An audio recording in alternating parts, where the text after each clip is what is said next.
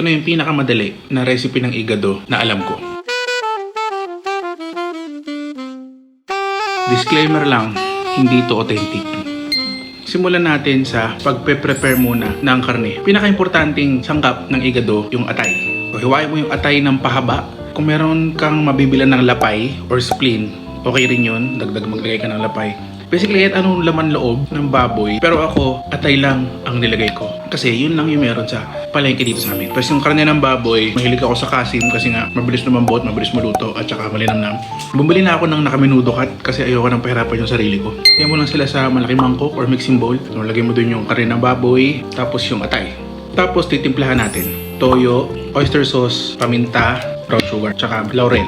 Kasi lukuluin mo lang sila doon, tas iwan mo siguro minimum 30 minutes para talaga maglasa siya doon sa karne. Kung gusto mo overnight, mas maganda, mas masarap yun. Tapos noon, mga gulay naman. Sa gulay, halos parehas sila ng gulay sa menudo. Patatas, carrots, bell pepper, sibuyas, tsaka bawang. At saka naglagay ako ng mushroom kasi gusto ko. Ang naiiba lang dito, meron siyang green peas. Pag walang green peas, naglalagay ng garbanzos, chickpeas. Yung hiwa sa carrots, pahaba. Sa patatas, pahaba rin. Bell peppers, hiwain mo rin siya ng pahaba.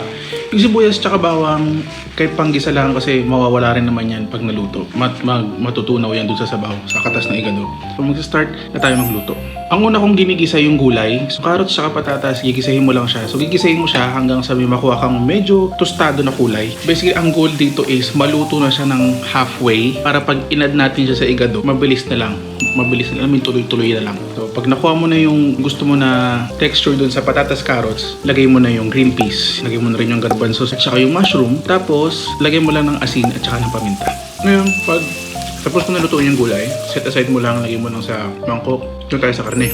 Simulan mo sa paggisa ng sibuyas, bawang, tsaka ng bell peppers. Gisahin mo. Ang goal dito is maging translucent siya or mamawis yung itsura niya. At saka mga moy. So lumabas yung aroma. Nakuha mo na yung stage na yon, mabango na yung ginigisa mo. Ilagay mo na yung binabad na karne. Pag ilagay mo na binabad na karne, yung pinagbabara na mangkok na gamit mo, lagay ka ng konti tubig doon para lang masimot yung natirang marinade doon sa mangkok, tapos ibuhos mo. Haluin mo lang ng konti, pakuluin mo lang siya, tapos takpan mo, iwan mo lang. Ang hinahabol natin sa part na to, mapalambot na yung baboy. So yan, medium heat. Tapos takpan mo siguro after 15 to 20 minutes. Check mo pag malambot na yung baboy. Nabawasan na yung sabaw. So magre-reduce yun. Lagay mo na yung ginisang gulay. Haluin mo konti. Pakuluin mo. Kasi kakatas pa yung gulay na yun. Takpan mo siguro mga 5 to 10 minutes. Tapos lasahan mo na. Adjust mo yung lasa. Tapos takpan mo ulit. Bigyan mo ulit ng 5 minutes na medium heat. Medium heat lang Tapos na pare, tayo mo yung apoy. Iwan mo lang sandali. Hayaan mo na magpahinga yung igado. Tapos na pare, yun na.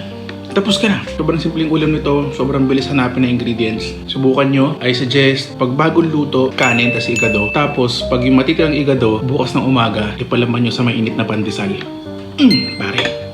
Ang sarap nun. The best yun. Parang technically sa menudo, sa babag menudo. Bukas ng umaga, yun tira. Either ulam mo sa sinanggian or palaman mo sa pandesal. Applicable sa igado yun. Ang sarap nun. The best yun. Kaya pare, kaya na.